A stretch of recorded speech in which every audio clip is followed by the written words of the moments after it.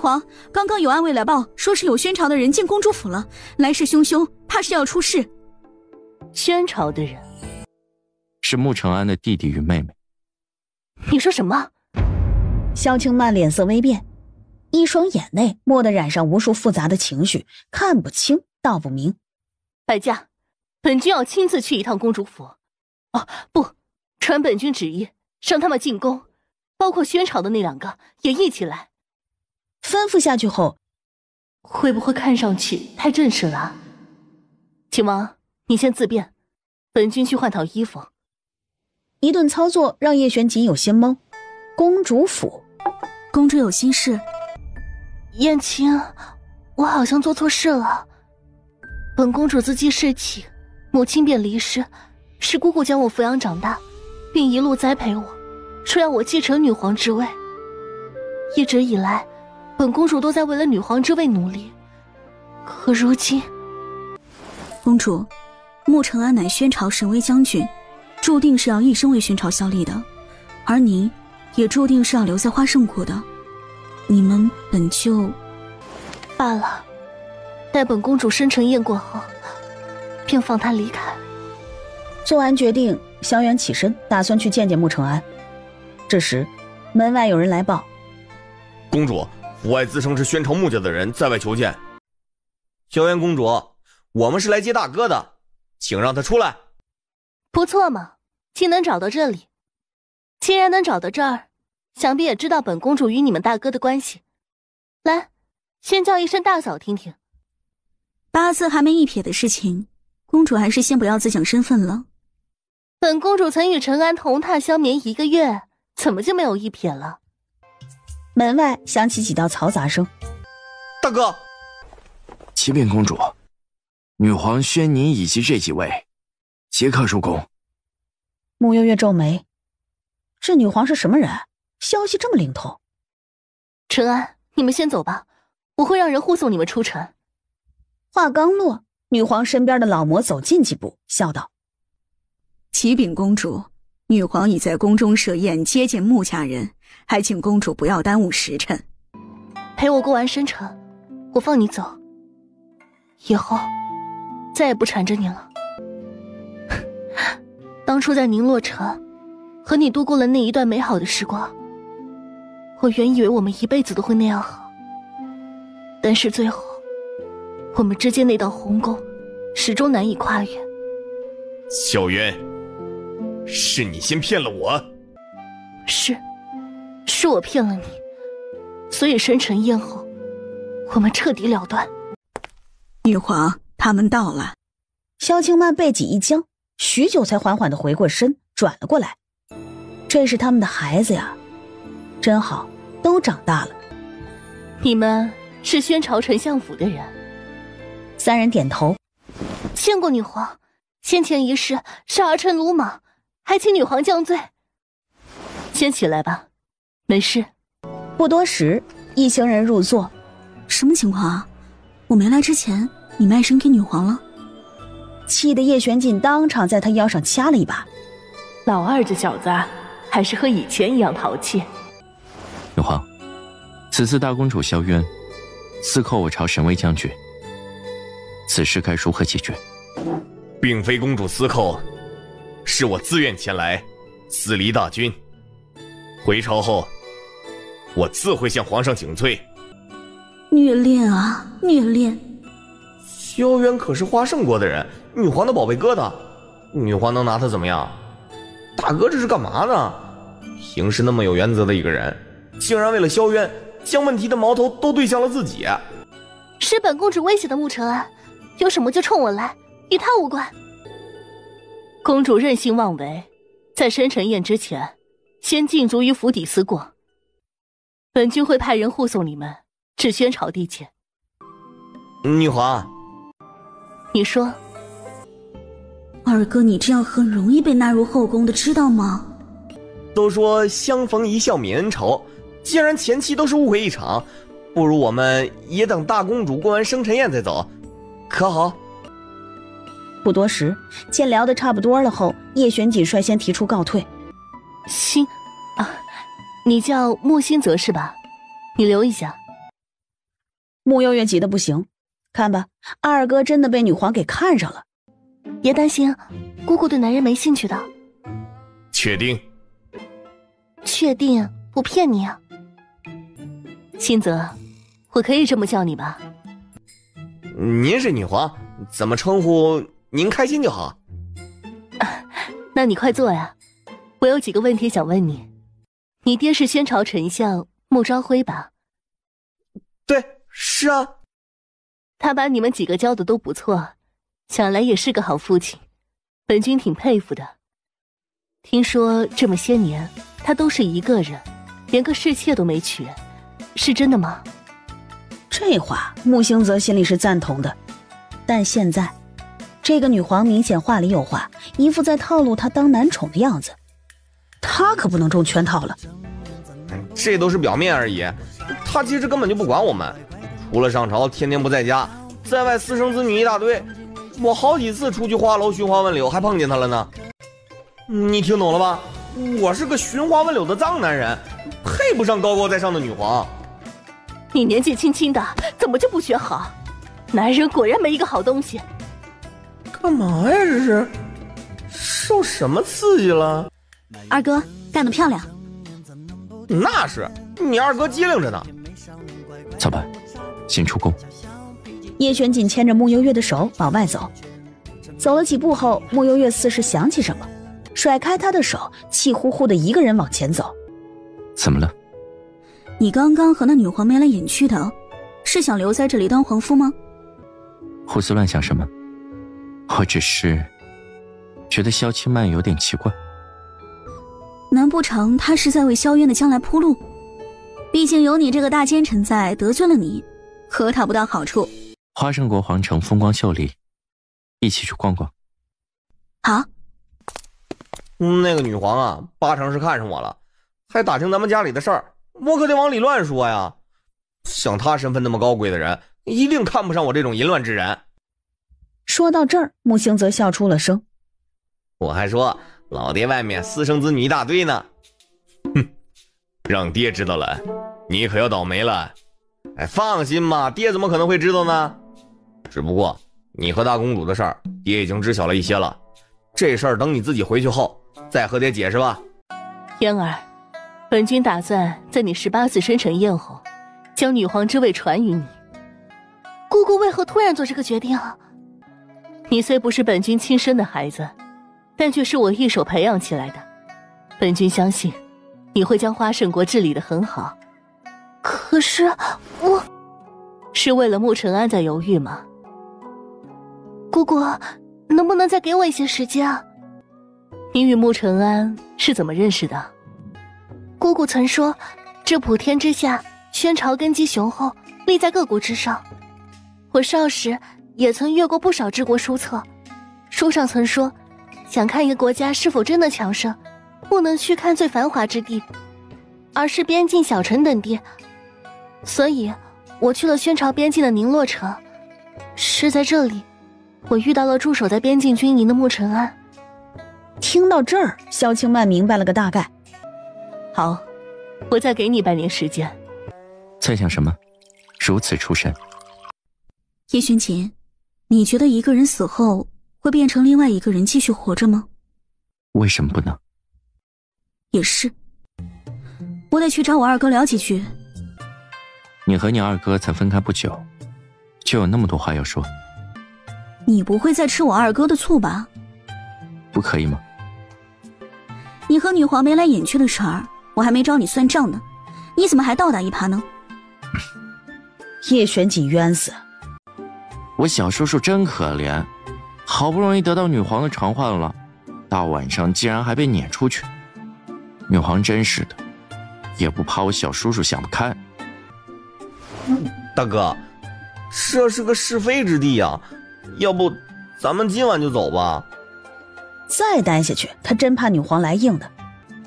这日子没法过了，我被土匪打劫，叔叔要不得宠，秦家怕是要毁在我手里了。你再嚎一句，我把你头给拧了，你信不？甜甜，你二哥被盯上了，大哥不舍得走，你要不要和我一起走啊？先不急着走，还是等萧渊公主过完生辰再走吧。哼，是日子没法过了。后院，穆星泽要回房的时候，被穆幽月和叶玄锦拦下。你俩怎么了？二哥，今日女皇单独召见你，都说了什么？啊，我不是告诉你了吗？哦，对哦，好像是和我说过。就是你能不能再和我说一遍？他一开始就觊觎我，还叫我星泽，然后叫我坐下说话，再后就是问我爹。他还问咱爹这么多年都是一个人，连个侍妾都没娶，是不是真的？他就是想试探我们的家风。得亏我机灵，我还说我在烟花巷柳之地经常和老爹巧遇呢。你真的这么说了？对啊，那还有假？不然我今天怎么能顺利从女皇那里脱身呢？穆星泽想也没想就到，一旁的叶玄锦至此也猜到了7、8分。二哥，要不然你就留在这里吧，至少能保住一条命。留在这里？哎，不可能！我是那种出卖色相求荣的男人吗？我不行，要我留下来服侍女皇，我能和她同归于尽。穆幽月打断：“二哥，女皇可能是我们的娘亲。”对啊，她这年纪的确可以当我们娘亲了。她，等等，你说什么？娘亲？姐姐，你在和我说什么绝世笑话啊？只是可能而已。民间一直以来都有一种说法，叫借尸还魂，包括我修炼的玄灵术也与阴灵相通。虽听起来荒谬无比，可未必没有这个可能性。穆星泽彻底傻眼。熬了几天，总算是到了萧渊的生辰宴。姐王，你就帮忙，毕竟出门在外，你的面子比较大。和亲生子女比起来，我这个女婿算不了什么。正经一些。哪里不正经了？叶玄锦一脸的无辜。他说错了吗？这大清早的，他怎么来了？不用陪甜甜吗？让他进来。是，女皇。不一会儿，来的不是叶玄锦，而是穆幽月和穆星泽。你们找本君何事啊？女皇，我考虑了一晚上，想想还是得和你说清楚一些。萧清曼一脸疑惑，静静地凝着穆星泽。女皇，我知道你想将我收入你的后宫，但我穆星泽是个闲散之人，我志不在此，所以还是请你放弃我吧。你从哪儿看出来的？本君对你有意思？女皇不要否认了，我能感受到你对我的爱意。打住！穆星泽，你给我闭嘴！你再说下去，老娘……啊，不，本君可要对你不客气了。穆星泽目光怔怔地望着眼前之人，一动不动。眼前这张陌生的脸，似乎正慢慢地与记忆中的那张温柔慈爱的面容重叠起来。曾经有个女人说，要当我们一辈子的娘亲。后来，她食言了。女皇，你知道她去哪儿了吗？我一直在，一直都在。穆幽月被萧清曼抱着时，心中竟也有股无比熟悉的感觉，好似她是萧清曼真正的女儿一般。都别哭了，往后我们一家人不会再分开了。可是，娘如今不是萧清曼的身份吗？这一切只是暂时的。那我先去把这个好消息告诉大哥。星泽，先不要。陈安和萧渊之间的关系还没有彻底梳理清楚，在他还没有想明白之前，暂时不能告诉他。我已经给他们预留了半年的时间了。星泽，你先出去，娘还有些话要和甜甜说。待穆星泽离开后，甜甜，娘的好女儿，你终于真正的回到娘的身边了。穆幽月满目诧异。你相信命格吗？我相信，你一定听说过紫清观的紫兰道长。娘在怀你的时候，因为害喜反应厉害，你爹曾安排我在紫清观附近的山庄小住过一段时间散心。有一日，我碰见了传说中的紫兰道长，他称我肚子里的孩子乃是难得一见的通阴命格，通阴命格罕见，人又有三魂七魄，极易容易被阴灵吞噬魂体。三魂、灵、觉、身，七魄喜怒哀惧、爱恶欲。而在我诞下你当日，果然阴风涌动。之后我又带你见过一次紫兰道长，他称你的生魂爱之魄被阴灵夺走，此刻的你是不完整的你。人一旦缺少三魂六魄，随时都会死去。这事儿我不敢对你爹说，怕他担心是我在臆想。可后来你在我身边的那4年，你是个乖巧的孩子，可我总觉得不懂爱的你是没有血性的。直到你和叶玄景一起站在我面前，我才知道你的生魂与爱魄回归，真正的你回来了。原来他真的是穆家的穆幽月呀！娘亲，老天待我们不薄。可不是，咱们母女俩命好着呢。见过岳母。乖女婿。萧渊的生辰宴，穆家几人以及叶玄锦并不方便高调地出现在席间，因此在穆幽月的怂恿下，统一易了容。养病多年，许久没见过公主了，竟不知公主已经出落得如此花容月貌。说话之人便是将军夫人萧玉婵。多谢庄夫人夸奖。喝点水，淡定一些。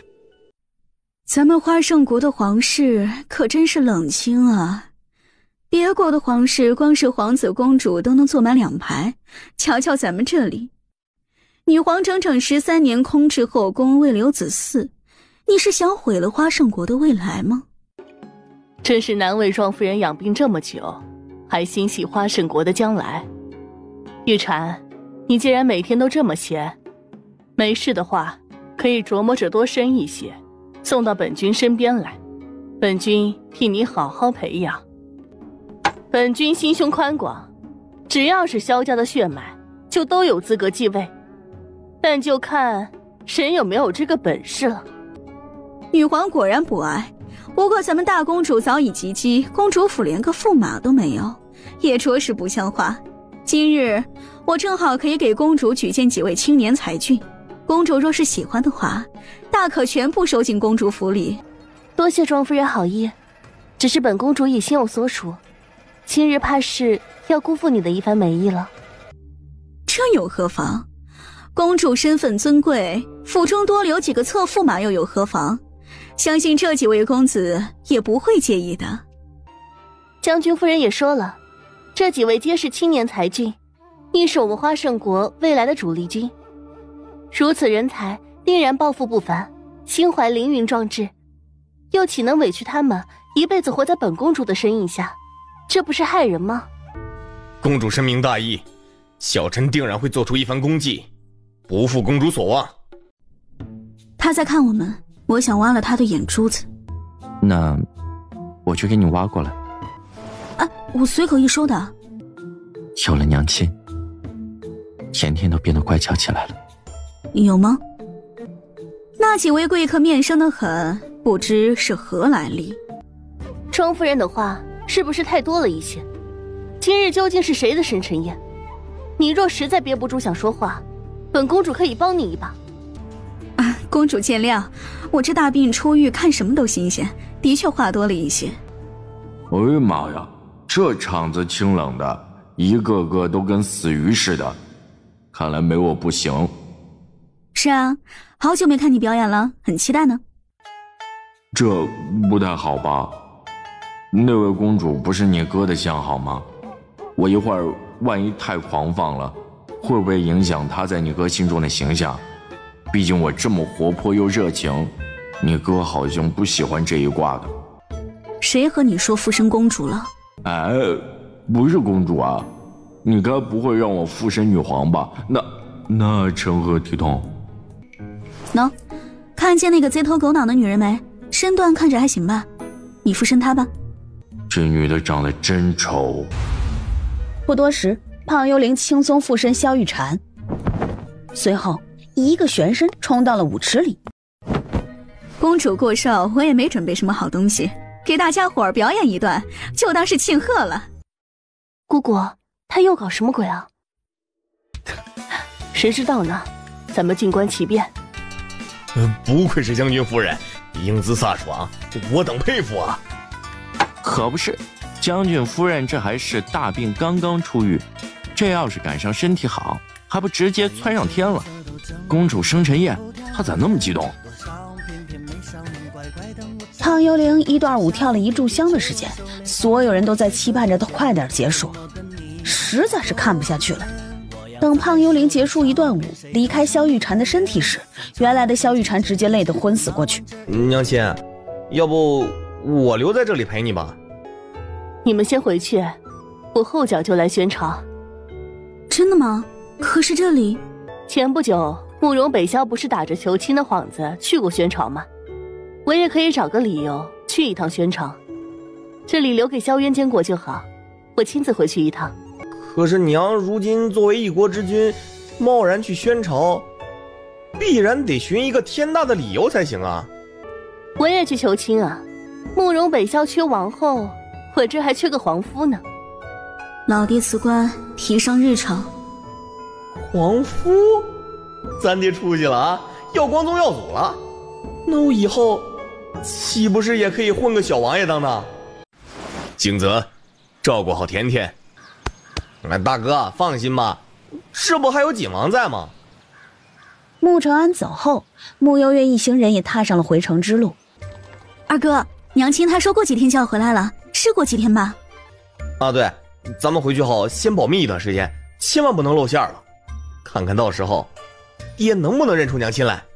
相府回来了，二少爷和小姐回来了。爹放心吧，大哥已经前去和大军会合了。那就好，这半个月来我都没有睡过一个好觉。你们此行去花圣国都还顺利吗？大哥和花圣国那边究竟沾上了什么关系啊？难不成他被那位女皇看上了？哎，大哥是被花圣国大公主萧渊看上了，而我这次被那位女皇看上，差点就被她强行扣下来做宠妃呢。甜甜，是吧？穆幽月忍着笑，配合着点点头。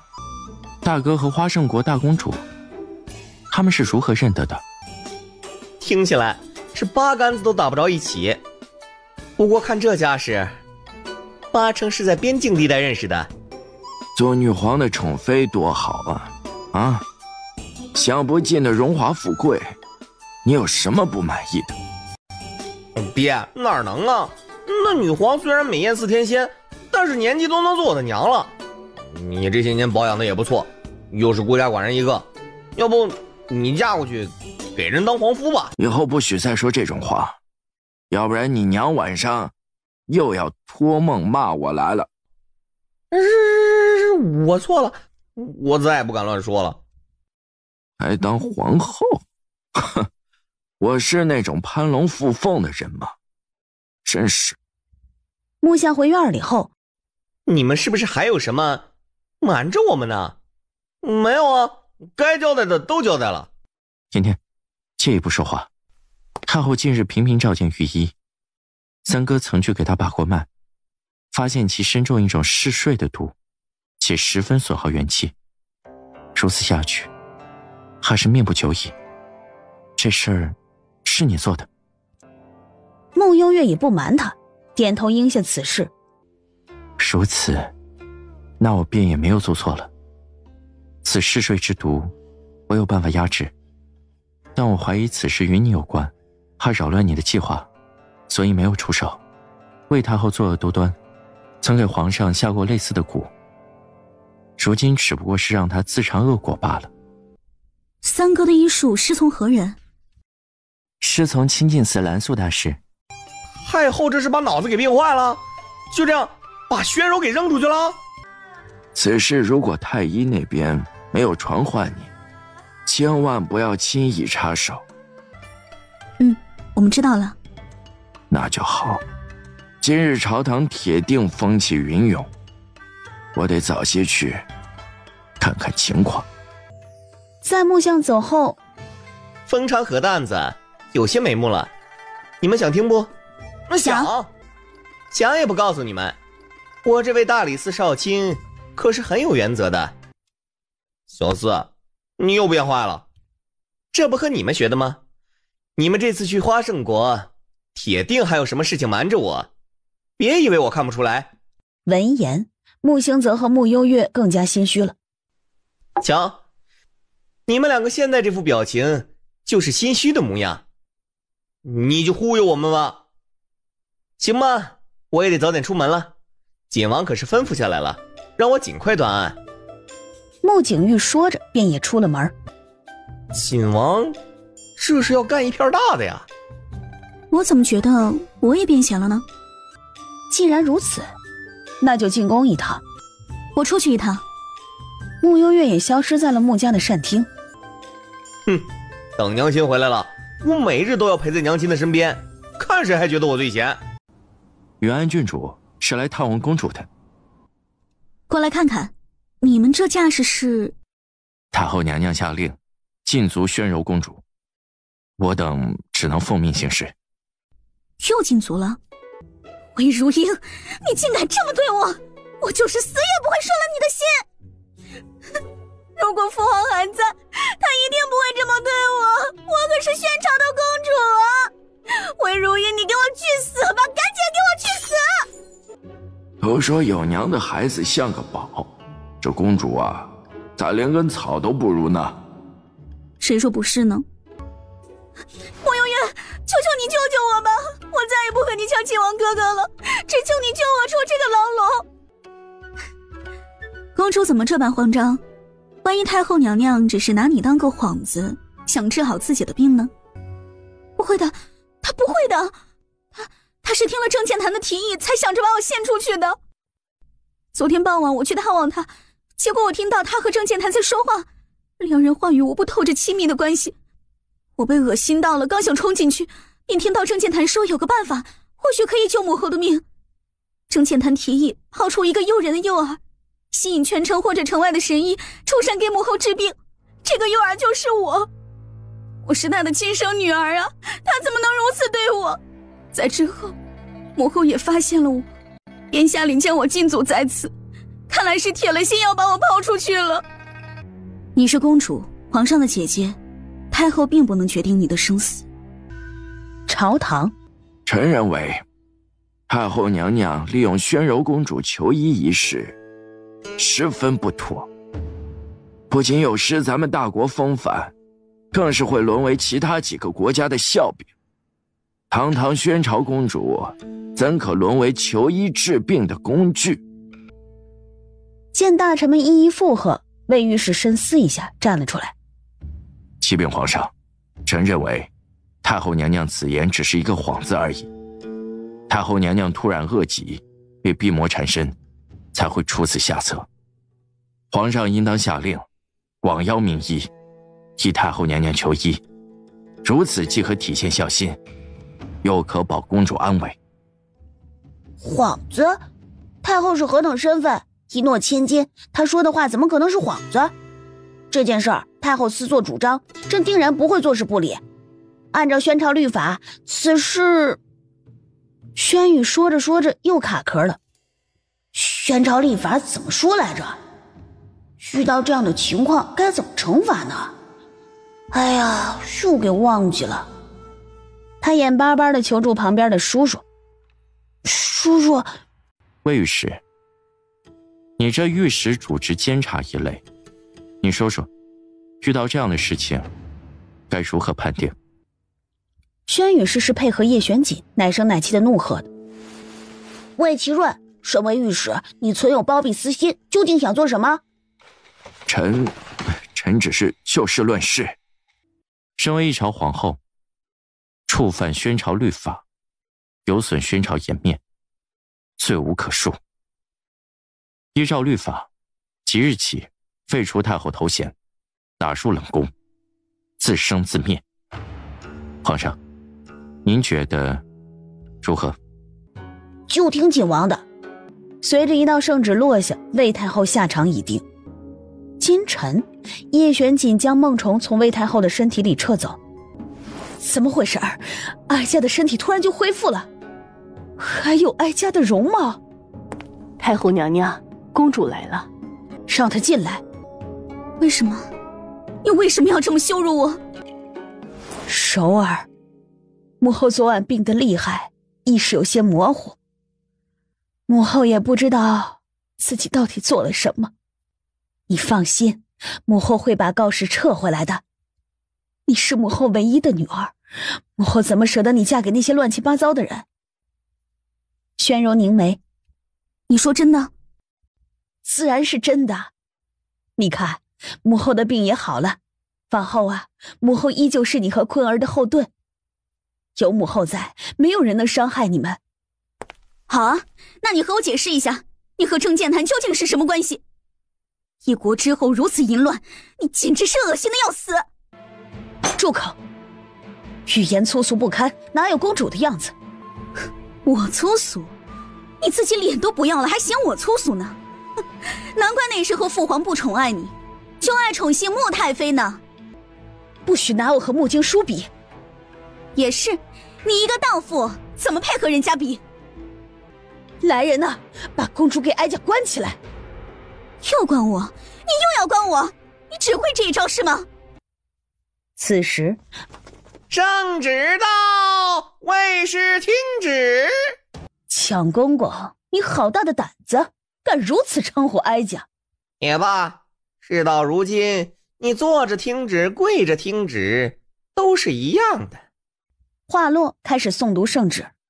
魏如英身为一朝太后，作恶多端，又屡次藐视宣朝律法，德不配位，罪无可赦。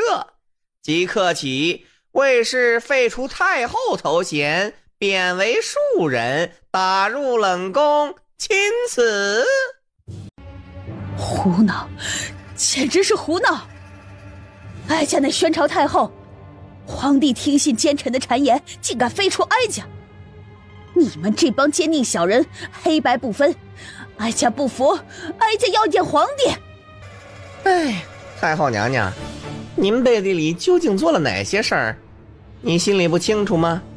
您瞧瞧您自己，哪儿像是病危的样子呀？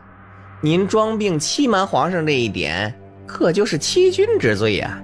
还有啊，宣柔公主乃是皇上的亲姐，身份尊贵无比，您怎可不经过皇上的同意，就敢拿宣柔公主做筹码？您这是不把皇上放在眼里呀！皇上顾念与您的母子情，如今留您一条命，已是仁慈。您还是别闹了，赶紧收拾东西去冷宫住着吧。在魏太后不甘与愤怒的眼神里，您曾经给皇上下的昏睡蛊，这事儿您该不是忘了吧？押卫士去冷宫。御书房里，卑职有罪，请皇上降罪。正副统领何罪之有？卑职历来祸乱宫闱之人比比皆是，人各有志，这倒也不能怪你。只不过你赌输了，念在你后期有悔悟的迹象，再给你做一个选择吧。景王殿下请讲。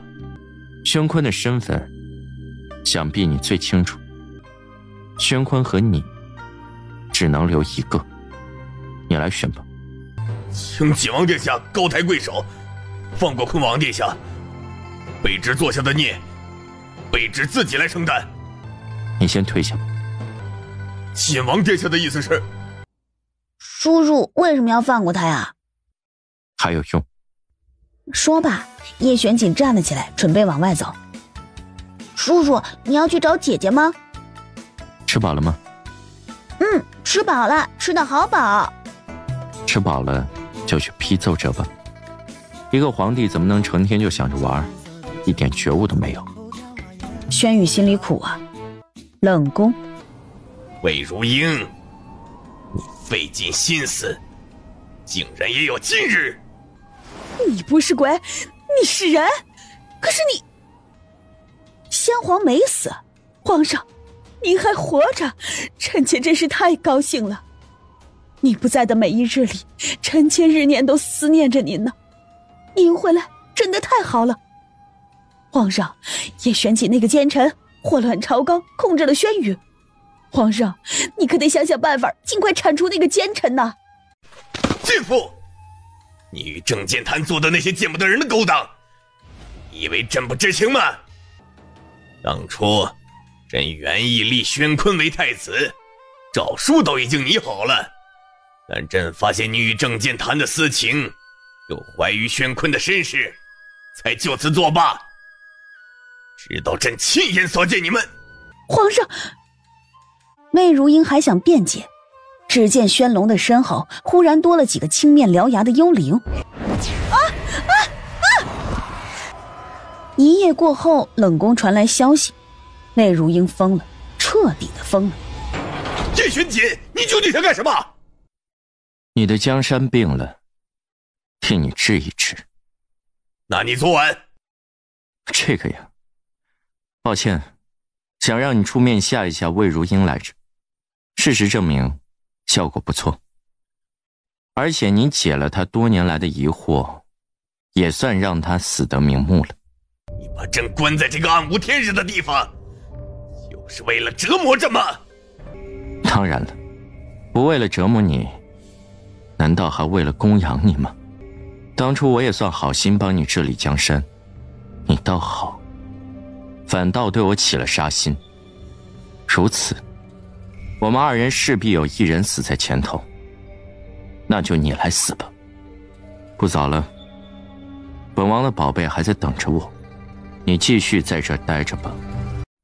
哟，大忙人来了。没良心啊，知道我忙还不主动来找我。我这不是特意在这儿等你吗？免得跑远了你找不到我。以后就在这里等你。好呀。此时脑海里的灵石又冒了出来。哎呀呀，费了好大劲儿，又让我逃出来了吧？都和你说了，不要把心思浪费在情爱上面，你怎么就是不听呢？留给你渡恶劫的时间不多了，你得专心扶持小皇帝才行啊，要不然会受到惩罚的。哎，你身边这个姑娘气息有点熟悉啊，你凑过去一点，让我闻闻。灵石聒噪的声音吵得叶玄锦头疼。喂，你等会儿，你别封印我，让我仔细辨别一下这个姑娘的气息，或许能帮到你呢。这个狗东西有这么好心？你才狗东西，你全家都是狗东西。你怎么了？没事，脑袋里有些吵。灵石也是透过这一眼，清晰地看见了穆幽月的面容。我的天哪，竟然是她！完了，你可能要死得更快了，是个女的。未等叶玄锦做出反应，灵石竟然第一次在叶玄锦的意识里炸掉了。怎么，这个狗东西认识甜甜？怎么了？这时外面有下人来传：小姐，请王殿下，老爷请你们去膳厅用午膳呢。来，吃饭。小锦这2天也忙吧，多吃点儿，特意让厨房做了一些你爱吃的。方才碰到了京兆尹府的裴大人，他说花圣国女皇即将到访，皇上这次为表重视，特意让爹你这个丞相来接待女皇，负责女皇此次的衣食住行。这不是礼部该干的事儿吗？怎么摊到我头上了？岳父乃百官之首，花圣国女皇又登基许久，皇上此次做的这个决定，大约是体现了宣朝对花圣国的重视。爹，你放心吧，我见过那位女皇，挺温柔的，长得也漂亮。你就知道漂亮，我平时是这么教你的吗？做人呢，不要太肤浅，不能只看表面。是，爹说的有道理。女皇大约什么时候进京啊10日后吧。还有好久啊。那位大公主会一起来吗？不会，萧渊留在花圣国带领女皇处理政务。接下来的几日，穆幽月每晚都会派出一大波的幽灵去陪陪魏如英。公主，空王殿下，不好了！何事啊？太后娘娘昨夜投井自尽了。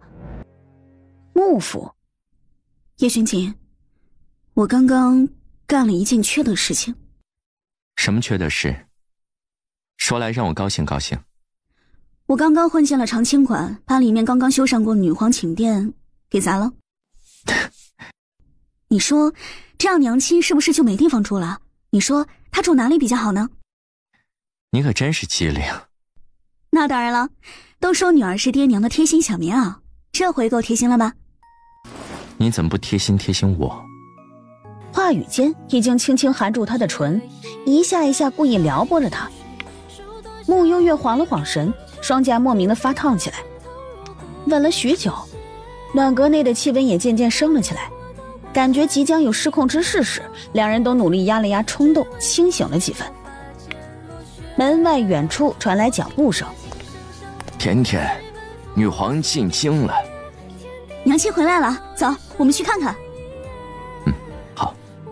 丞相大人，这就是你给本君准备的住处。看来丞相大人对本君的成见很深呢。这就是宣朝的待客之道吗？怎么回事？女皇，此事出现了纰漏，劳烦女皇请先去2楼暂坐休息，我这边立即命人来修缮。怎么，丞相大人是想让本君和下人挤在一起？不是，我不是这个意思。这女人咋这么不讲理呢？晋王殿下到！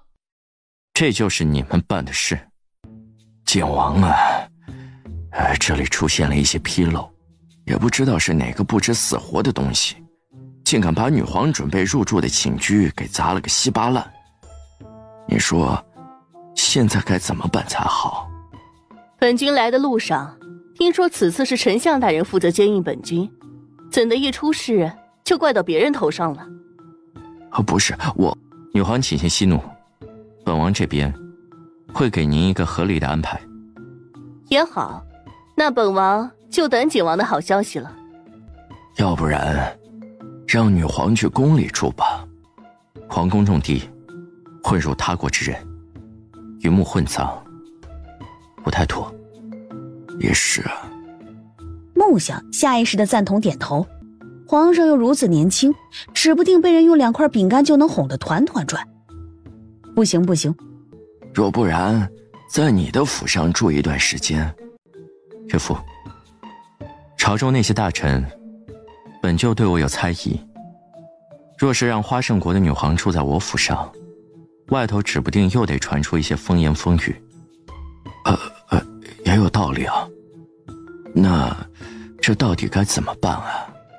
也不见得让人家一个女皇住客栈里吧。天气炎凉，女皇在这儿站了这么久，景王和丞相究竟商量出结果没有？岳父，若不然的话，让女皇暂且先住您府上。什么？这不胡闹吗？住我府上，难道旁人就不猜忌了吗？无妨，我这里会帮岳父解决这些困扰，只要岳父点头便可。待这里重新修缮后，女皇便可出回来。眼下也的确没有别的办法了。那就这样吧，本君实在是累了，不想因为此事多做纠结。丞相府在哪儿？给本君带路。呀，见过女皇。见过女皇。不知道是谁把本君的住处给破坏了，本君只好暂且住在丞相府，叨扰你们几日了。恭迎女皇入府。穆相感觉天都塌了，他是造了什么孽，摊上这种事儿？本君住哪儿？这个又让穆相头大了。算了，本君先去参观一下吧。怎么不见丞相的各位夫人，其他的儿女也不见人影？怎么，本君不配他们来参拜吗？他们都身负官职，这个时辰各司其职，都在忙。是吗？丞相大人可真会生。这间院子景色不错，本君就住这里了。女皇啊，这间院子是微臣住的，恐怕不太方便。有什么不方便的？你收拾收拾搬出去就可以。这……看来丞相大人不太欢迎本君，那算了，本君即刻回花圣国吧。不是，别！木香下意识的上前，匆忙中拉住了萧清曼的手。丞相平时也这么随便拉女人的手吗？劳烦女皇稍作休息，微臣一会儿让人把这里收拾出来。好啊，那麻烦你了。本君有些累了，先睡一觉。晚点你们用膳的时候记得叫我啊。木香很快让人简单的收拾了一点自己的东西出来。女皇先休息吧，微臣不打扰了，有事随时吩咐。去吧去吧。爹，我听说花圣国女皇住在我们府里，是真的吗？这事儿都传到太医院了。何止啊，我刚刚回来时，大街小巷都传遍了，说是景王关键时刻翻脸不认人，让你自己收拾烂摊子。这事儿是我掉以轻心了，事关他国，小景也难办，也难为他把这事儿都往自己身上揽。那现在女皇在哪儿？怎么府里连个花圣国的侍卫都没有？在我屋睡觉呢，他就带了个贴身的嬷嬷来，其余人都安顿在别馆2楼。你是说，你把你房间给女皇睡了？那叫我怎么办啊？那女人非要睡在那里，要不是看她是个女皇，我早一脚踹她出去了。身为一个女皇，竟然就带了个嬷嬷进来，此事必有蹊跷。的确有一些。四哥误会了，女皇是怕带的人多打扰到我们，而且我们这里个个都有武功，所以女皇特别放心。正聊着，有侍女匆匆跑来。相爷，女皇醒了，正喊饿呢，让你给她送些吃的东西。真是找了个祖宗回来。木香站了起来，吩咐福伯让厨房去准备吃的。小三、小四，女皇既然醒了，那你们也该去拜见一下。我带你们去。微臣穆淑颜拜见女皇。微臣穆景玉拜见女皇。快起来，真乖，长得也高，这长相一点也不随穆丞相，怕是像娘亲吧？女皇，你不是饿了吗？稍等片刻，厨房很快就送吃的来了。小乖乖们都过来坐，陪我聊会儿天。穆丞相，你先出去吧，别在这里打扰我们。忍无可忍，今晚本相爷亲自去给你修缮长青楼。淑颜啊，在宫中做御医，考核很困难吧？尤其是像你这样年纪轻轻，已经升到了副院判的位置，学医一定吃了很多苦吧？回禀女皇，微臣尚且年轻，吃些苦不算什么。真是乖死了。景玉，大理寺那种地方，每日和一些亡命之徒打交道，你可得注意安全呢。多谢女皇关心。聊得差不多了，外面有侍女端来了给萧清曼做好的食物。怎么有芦笋啊，还有青瓜，全是我讨厌吃的。穆淑颜和穆景玉正傻傻呆呆地盯着她的脸。芦笋和青瓜是娘最讨厌吃的食物。娘，这么多年还不爱吃芦笋和青瓜啊？穆淑颜和穆景玉静静地坐着，两人难以置信地盯着萧清曼看着。娘现在的脸好看吗？你们喜欢吗？娘，你真是娘亲。三哥四哥，是娘亲，我们的娘亲回来了。下一瞬，只见两个大男人猛地扑进了萧清曼的怀里，痛哭出声。二哥，甜甜，你们真能藏啊，竟然瞒了我们这么久。这不是想给你们一个惊喜吗？的确很惊喜，上回这么高兴还是甜甜回来的时候。难怪从娘一进门的时候我就觉得哪儿都不对劲。看来我这办案的敏锐度又提高了。咱们小四可厉害了。对了，爹还不知道此事吧？先不告诉他，看看他什么时候才能发现这是娘亲。告诉他干嘛？我现在是女皇，要什么男人没有？我可不准备吃回头草了。可是，这他不是早就美人在怀了吗？何况还有那么多的私生子女，恐怕他早就把我忘得一干二净了。美人在怀？私生子女？不是娘亲，这事儿这误会2个字还没有说出口。女皇，几位公子小姐，晚膳时辰到了。走吧，去吃饭，看看晚上的菜色合不合我胃口。娘亲，你误会爹了。我知道呀。你知道？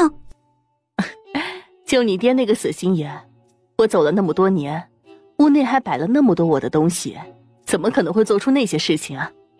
一定是新泽那个臭小子胡言来着。那就好，我还害怕爹要倒霉了。不过我倒是想看看，他到底什么时候才能认出我来。这些年，园林舅舅一直记挂着你。整个黎家，怕是只有他还能念起我。哎，那位景王没来吗？他不是甜甜未来的夫婿吗？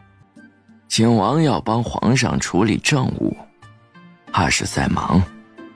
哦，这样啊，那就让他明天过来吃饭吧。是，女皇。丞相大人，今日辛苦你了，多吃点。多谢女皇，微臣自己来就好。如今在你府邸，就不要有君臣之别了。我叫你朝晖可好？你也可以叫我清曼，或者青青、曼曼都可以的。木相刚吃了一口菜，冷不丁被呛住了。哎呀，小心点嘛，来，喝点水。完了，这女人一定是看上他了。不行，他要为苏婉守身的，他绝对不会屈服。朝晖，咱俩聊聊天吧。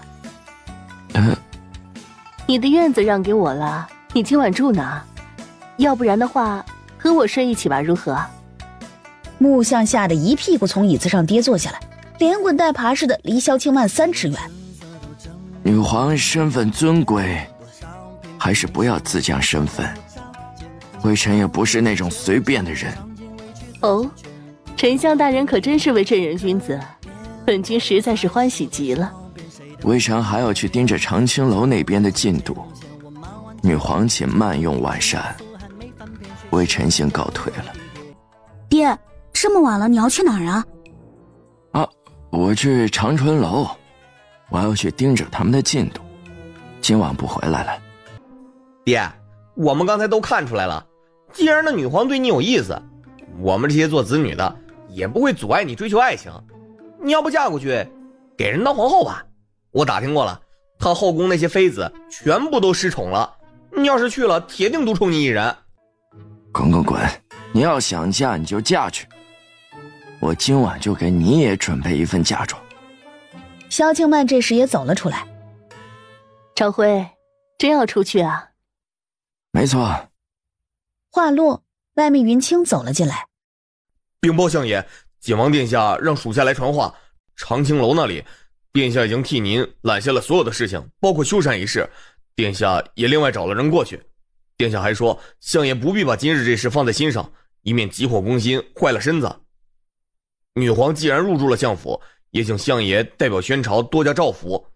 属下的话已经传到，先行告退了。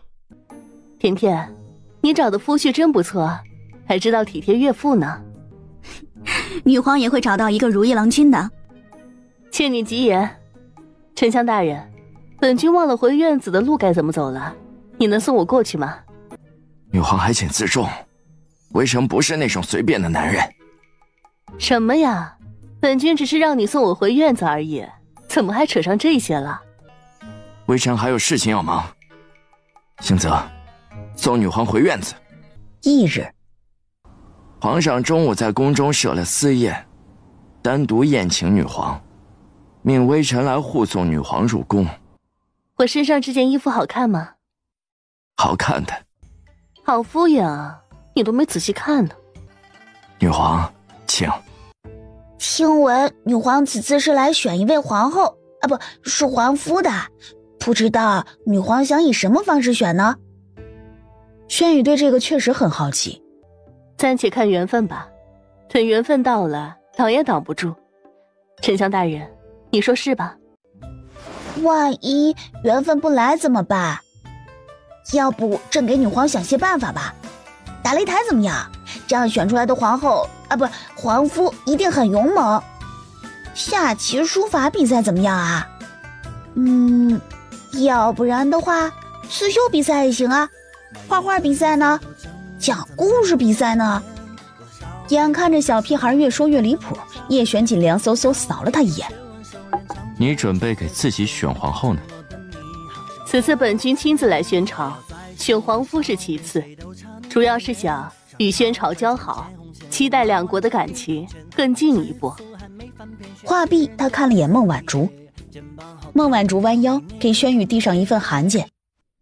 为表示对宣朝的诚意，女皇此次特意割让云乡、潞州2座城池，献给宣朝。云乡城、潞州城临近宣朝边境，加之粮产丰富，可轻易解决边境将士们的粮草问题，以绝后顾之忧。这是本君此次献出的诚意，当然，本君自然也不是白给的。本君需要宣帝签下一份协议，本君要宣朝与花圣国同生共死，永保花圣国周全。叔叔，签吧，没坏处。听闻景王与相府千金情投意合，不知什么时候才能修成正果呢？是啊，叔叔，你什么时候娶姐姐回家啊？轩宇也好奇这事儿。丞相大人也在这儿，这事儿怕是还得你说了算吧？孩子们的事情，让孩子们自己解决。等他们想明白了，自然会修成正果的。丞相大人倒是开明，你难道一点也不想抱孙子吗？我想，但我着急有什么用啊？景王啊，既然彼此有情，那就不要消磨时光了，珍惜当下。珍惜当下。他害怕自己某一日节度完成后突然消失在这个世界上，怕留下甜甜一个人在这世上，万一他以后还要嫁人怎么办？这个念头起就被他猛然掐断。不可能的，她只会嫁给他。午后，鸭，这只小羊是鸭变的吗？这玩意儿啊叫羊驼，皇上喜欢吗？姐姐要送给我吗？这个主人怎么样？很有钱，跟着他你就是贵族羊驼了，羊驼里的首富。小羊驼似乎很满意。皇上，那就送给你了。哇，好可爱！穆幽月注意到叶璇锦投来的目光，似是想起某些往事。只有一只，你想要自己去抓。你比他可爱多了，我要你就够了。你拿我和草泥马比？不是叫羊驼吗？怎么又成什么马了？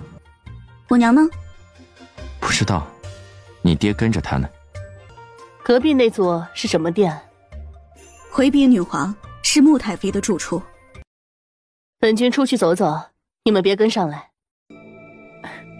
静书，是我。话落，他指尖沾着一点茶水，在案桌上写下了2个字：素婉。嫂子，哎，哥哥知道吗？还不知，不过孩子们都已经知道了。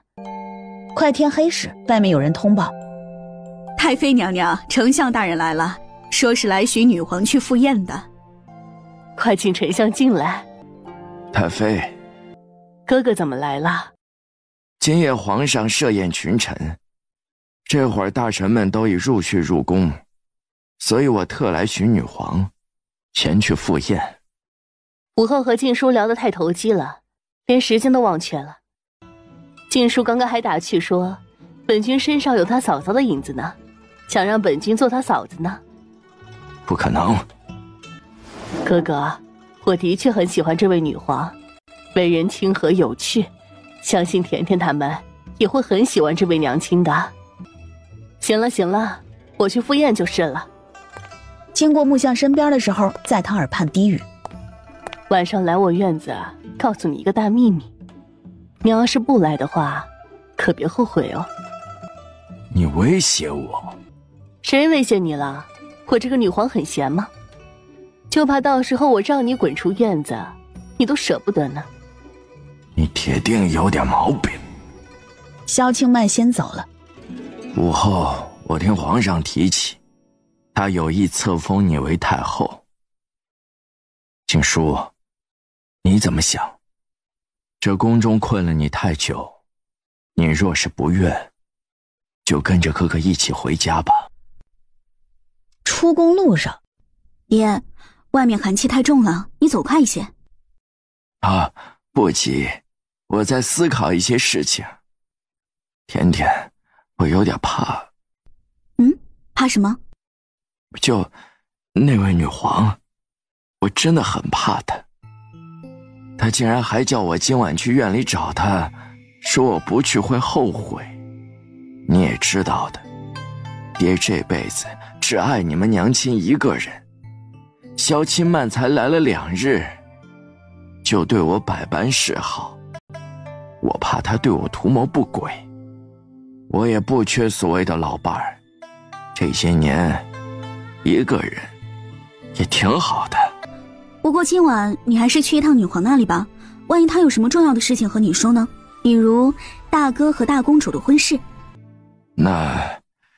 那我今晚还是去见一见她吧。如果她对我图谋不轨，我也不管她是不是女人了，我一定把她打得爬都爬不起来。行吧，毕竟当初你也是打赢了娘才娶到她的，夫妻情趣嘛，懂得都懂。啊，对了，你姑姑那边，虽然皇上有意封她为太后，可太后有什么好的？你姑姑这些年过得太苦了，再这么下去，我怕她身体会垮了。我想劝她回家，不过她暂时没有松口。等有空，你去见见你姑姑，替我劝劝她。你说咱们这一大家多热闹，等往后你哥哥们都成了婚，她还能一起帮我带带孙子。我记下了。夜晚，张辉回来了呀？怎么不多点几盏灯啊？木像竟是下意识地脱口而出。马上看完了，没那么必要。这一刻，木像顿觉得全身的血液都凝固住了。穆朝辉，你真是老了呀！为什么甜甜他们光凭聊2句天就能认出我？你怎么就是认不出我呢？木像忽地将随身携带的匕首拿了出来，做事就要朝着自己的大腿扎去。你干什么呢？我想试试这匕首扎肉里疼不疼，看看这一切是不是梦。不是梦。木像一时痛哭了起来。两人相拥着，无声胜有声。翌日，恭喜老爹再开第2春。星泽，别闹，什么第2春？那还是我的第1春。你们几个瞒我瞒得够深的呀，耍猴呢？娘，冤枉啊！是我让他们瞒着的，你要是不耍就来骂我。素婉，我哪里舍得骂你呀？现在素婉的身份还不宜太过高调，咱们心里清楚就好，在外别露馅了。行了，这还用你说？我去吃早饭。先前新泽说你在外私生子女一大堆，又时常流连烟花小巷，把我气得够呛，差点都不想回来见你了。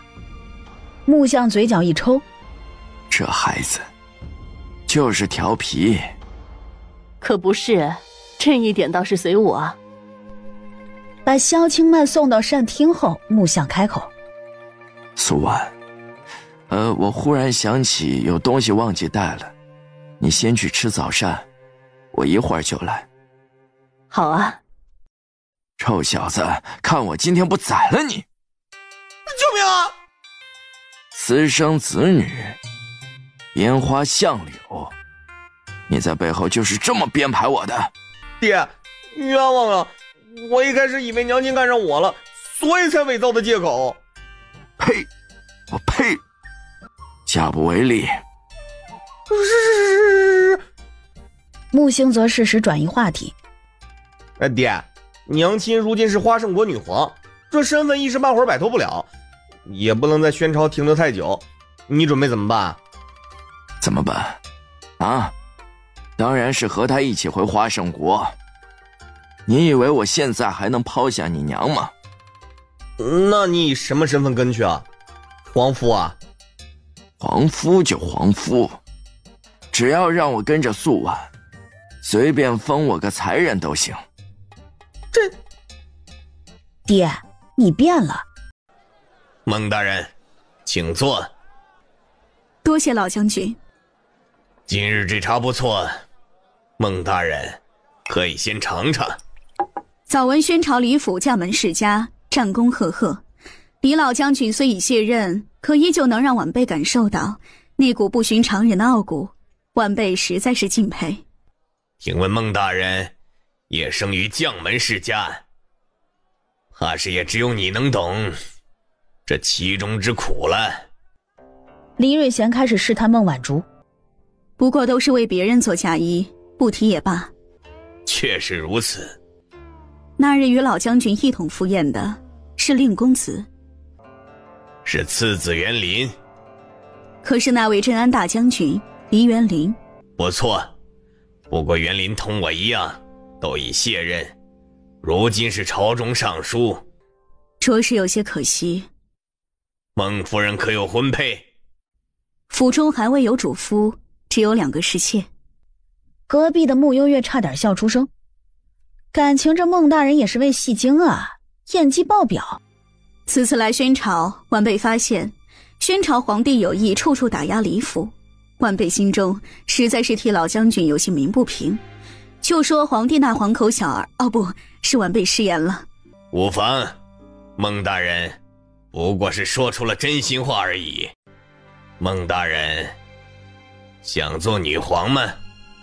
孟晚竹看了他一眼，笑了笑，没有回答他的问题。甜甜，怎么了？你那里是不是还差一位主夫？你觉得我合适吗？先给我捏捏肩，看你的手巧不巧。好。末了还饶有兴致地问他：你以后会娶妾吗？叶玄锦，你有毒。岳母说珍惜当下，甜甜，是不是该考虑一下我们的婚事了？与此同时，叶玄锦的心口一股猛烈的绞痛侵袭全身，后背上青筋浮现。你怎么了？想抱抱你，你别动。叶玄锦害怕他看见自己现在的模样，铺天盖地的疼似是在吞噬叶玄锦的五脏六腑。我还有事，晚上一起用膳。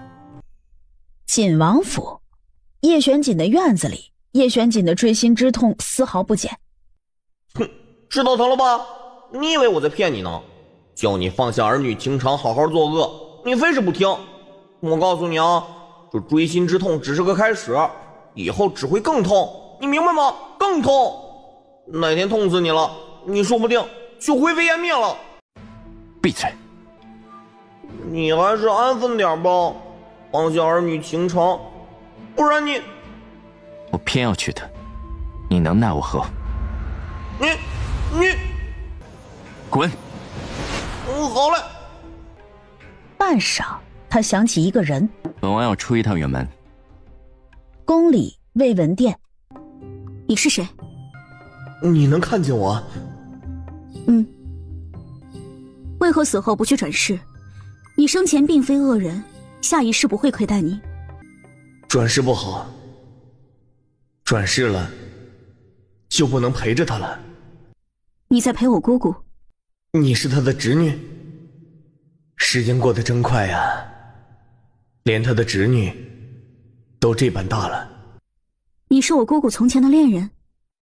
姑娘莫胡言，辱了她的名节。那你在这单相思呢？我告诉你，我是抓鬼的。你要是不想被我收走，你就老老实实告诉我你的身份，否则你这阴气成日围绕在这里，会影响我姑姑的气运。在下平州天河人士许一谦，当年是我负了他。许一谦说起往事，穆幽月听完这一段往事后，又一次对人世间的情感有了新的认识。你这人咋那么倔呢？你这意思不是正好让抢你身份的人高枕无忧了吗？我文人风骨，关键时刻损人损己，傻得没边，蠢。可不咋的，把人家姑娘的心给骗了，你丫的跳河去了。现在死都死了，还死乞白咧的在这陪着他，人也看不见你，你搞那么深情干毛线？渣渣哟！如果是你，你怎么办？我高低也要把你姑姑先娶了，回头让你爹这个丞相出面给我报仇，多爽啊！有后台不靠，简直250。妙啊！不一会儿，姑姑深宫寂寥，回家吧。习惯了也还好，回去怕是还不习惯了。姑姑，你怕鬼吗？鬼有何惧？这世上有些人比鬼可怕多了。我刚刚进门前看见了一个鬼，他是个书生。我与他闲聊了一会儿，他说他已经陪了你整整28年。姑姑，你有等待的人吗？他在哪儿？甜甜，告诉我他在哪儿？28年，他竟然没有去转世。姑姑，你想见他吗？穆太妃一颗心揪起，想见又害怕见到。穆幽月将姑姑的神情看进眼底，她催动玄灵术引灵现世。许一谦，我老了。怎么会？一点儿也没变。静书，是我害苦了你。是命运安排，你我都无法改变命运。静书，回家吧，我陪着你，一起回家。短短一炷香的时间，刻在心里半生的苦楚，却已然都释怀。姑姑愿意回家了，真好，我们一家真正的团圆了。是啊，都圆满了。啊，出远门了？去哪里了？穆幽月感觉到了些许不寻常的气息。叶玄锦出了远门，竟然没有亲自告诉他一声。他遇到什么麻烦了吗？属下也不知道，殿下是一人独行的。回到府里，真的吗？你姑姑同意回来了？穆幽月点点头。还是甜甜有本事。那当然了。爹，我和娘亲有些事要说，你先出去。得，有了娘亲忘了爹。怎么，我们娘俩还不许说话了？行，你们慢聊，我去书房忙会儿。娘，你认识许一谦吗？你见到他了？穆幽月点点头，把今日在姑姑宫里发生的事情说了一遍。许一谦竟然放弃了转世的机会，陪了你姑姑28年。所以，当初那个抢走探花名额的人究竟是谁？我今早还问起你爹这事儿呢。这事儿知道的人不多，当年虽然闹过一场，但许一谦投河，此事最后便不了了之。那人是长平侯的庶子白松行，也是如今从2品的内阁学士。28年过去，白松行也老了，他父亲长平侯因年事已高，早年已经告老还乡，回祖宅颐养天年。白松行这些年似乎是在夹着尾巴做人，在朝中没有与谁走得太近，倒是让人挑不出毛病来。话落间，萧清曼注意到了穆幽月的脸色。你怎么了？脸色如此差。刚刚催动了玄灵术，有些耗费精力了。娘亲，我的凤凰金血你知道吗？知道，当然知道。从你出生不久后，我们就发现了你的血特殊，为此我还特意去找过紫兰道长，他说了一大堆什么上天恩赐之类的，要我们好好保护你。怪我嘴贱，曾经在黎瑞贤面前提过一嘴，哪知后来也不知道怎么传到了陆永慧的耳朵里。听娘亲的形容，紫兰道人应该是位得道高人，可我听说他已经被东岐处去，是真的吗？他是紫兰道长给众生的假象罢了。原来如此。之后的2日，木相亲自求见了轩宇，想着该怎么求轩宇，准许穆太妃回家。哪知轩宇很快就答应了，但是提了一个条件：朕想去丞相府住几日，可以吗？叔叔这几天都不在，正是他偷溜出去游玩的好机会。这好不好嘛，丞相爷爷？可以，不过白天要待在宫里哦。行，朕早上吃完饼饼就回来。没问题，饼饼管够。轩宇欢呼，临走前还命令蒋公公把小羊驼给牵了出来。轩宇又给他取了个新名字，叫软软，给木相吓得一激灵，做事就要走。丞相爷爷，我们走密道。啥玩意儿？还有密道？到了，这里出去就是叔叔的府邸了。2人正要出去，雨儿，是雨儿吗？雨儿，你还在不在？父皇，是你吗？是朕。皇上，丞相也在。穆爱卿，朝中奸臣当道，叶玄锦胆大包天，给朕制造了假死的假象，实则一直将朕关押在此。好在朕总算等到了你们。穆爱卿，你先放朕出来，朕出去后势必要联合朝中其他重臣，揭发奸臣叶玄锦的罪行，让这奸臣不得好死。木相思索了片刻，试了一下，发现这并非普通的门锁。皇上，这锁微臣一时半会儿还解不开。无妨，都等了这么久了，也不差这一会儿了。丞相，朕只能将希望寄托于你的身上了。请皇上放心。好，拜见皇上，拜见木相。叔叔去哪儿了？殿下有事外出几日。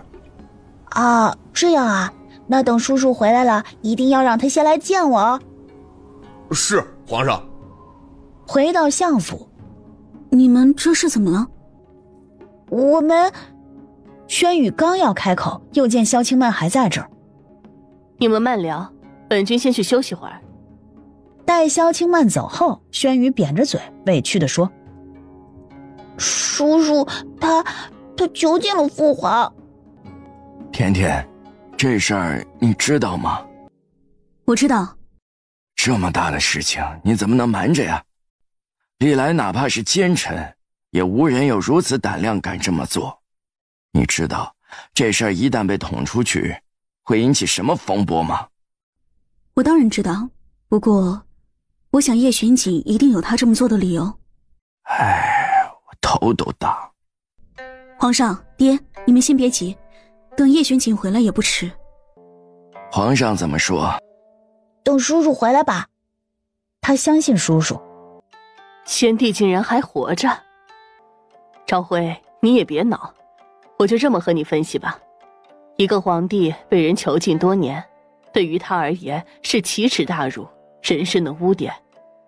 你放他出来后，他也不会将自己的遭遇公布天下，因为太丢人了，与他的身份根本不匹配。届时他就算解决了小景，作为见证这一切的人，你以为他会放过你和轩宇吗？不会的，只有死人才不会开口。效忠朝廷是对的，但于中就没什么意义了。眼看着气氛微妙，别纠结了，要不然你就辞官吧，跟我回花圣国，做我的皇夫。咱家这几个孩子啊，论起来，现在个个都是皇子公主，不比在这快活吗？都不用看别人脸色。那行，我就等小景回来。娘亲，你知道紫兰道人在哪儿吗？他想去见见此人。入夜，好兴奋啊！什么时候出发？陆言，你至于吗？咱们是要出远门，不是去打劫呀。习惯了吗？悠悠，咱们可以出发了。先走一段水路，再走山路，就到黄叶山了。出发。秦护卫，景王和穆幽月如今都不在京中，是否要对萧钦曼出手？如若萧钦曼在宣朝出事，花胜国势必会和宣朝闹翻，这样国君的计划就达成一半。男子话未全部说完，已被青青毫不留情地扭断了脖子，倒地气绝。青姑娘好身手啊！二公子，此事与你无关，你最好当作没看见。在宣朝地界杀人，身为宣朝子民，怎么就与我无关了？那你想如何？天瑶国君的女护卫杀了天瑶国的人，这是起内讧了？话还没说完呢，你跑什么？穆幽月一行快马加鞭的赶路，在第5日的时候抵达韩梦山的地界。我师父在这里，我得先去拜见一下他。既然来了，哪有不进师门的道理？悠悠，那你先去吧，我们在附近的客栈等你。师姐，你回来了。怎么突然这么多人在此守门？唉，前段时间不是有一些人来这里吗？似是有事要求师父来拜，师父拒绝了他们。可那些人屡屡上来，而且似乎身份也不小。师父嫌他们烦，就派了一些弟子在这里，称那些人若是还来的话，就把他们打出去。师父可在山庄内？在，不过师父昨日闭关了，要7日后才能出来。啊，那可真是不巧。师姐，那些人又来了。劳烦去向秦掌门通报一声。敢问阁下是？你是？寒光派弟子，有什么事先和我说。我们是要与秦掌门谈事情，你一区区小弟子，还轮不到你来说。既然是来求人办事，就得拿出求人的态度。我师父又岂是你们想见就见的？也罢，趁我没生气之前，赶紧下山。若再让我见到你们，休怪我对你们不客气了。家师乃是万华派掌门向昭言，此番江湖有不明势力入侵，特意前来与秦掌门商量合作一事。你一个小弟子，莫要坏事。向昭言，敢问姑娘如何称呼？韩苏。原来是韩苏姑娘，失敬失敬。向掌门先去一旁的小竹楼内饮杯茶，带我去通报师父一声。也好，多谢韩苏姑娘。哎，悠悠，你不是去见师父了吗？怎么那么快就回来了？向昭言出现了。什么？他在哪儿呢？120多条人命，那被血染没的整个寨子，他永生都不会忘记。他在寒梦山出现了，且如今是万华派的掌门。万华派不是在靠近天瑶国的位置吗？听闻也是个名门大派，向昭言竟然是掌门。向昭言如今是万华派的掌门，在没摸清他的全部底细之前，贸然出手并非有利。那就请君入瓮好了。他此次有求于我师父办事，师父恰好又在闭关，所以我们必须尽快定制出一个方案出来。这事儿青兰先别出面，就先交给我们几个，最后人留给你来杀。不错，交给我们就好了。小竹楼内，抱歉，让各位前辈久等了。不碍事，不知秦掌柜那边怎么说？师父一向不闻世事，向掌门若不嫌弃的话，不妨与晚辈说说，或许晚辈能尽绵薄之力。我们掌门亲自登门求见，秦掌门竟然让一个弟子与我们会面，莫不是太瞧不起我们了？又不是我求你办事，怎么还挑三拣四的？几位若是瞧不上我这小弟子，那便请回吧。